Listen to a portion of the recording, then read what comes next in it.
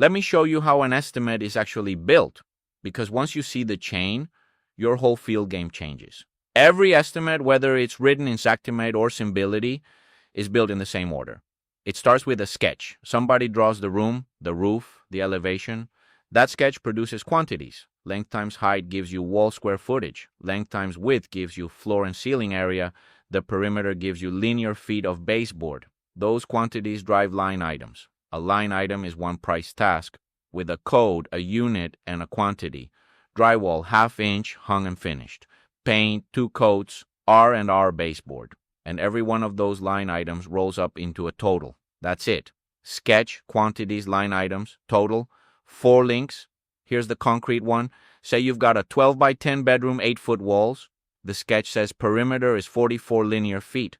44 times 8 is 352 square feet of wall.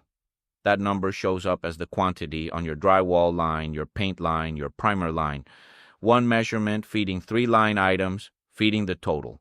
If that wall dimension is wrong, every line item downstream is wrong. Not because anybody's cheating, because the chain carries the error. So here's your job in the field, and is the only job. Feed the front of that chain clean.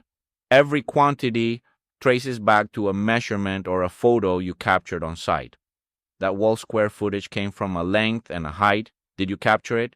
That's exactly what SketchEdge is for, our free field app. You capture the photos, the measurements, the documentation while you're standing in the room.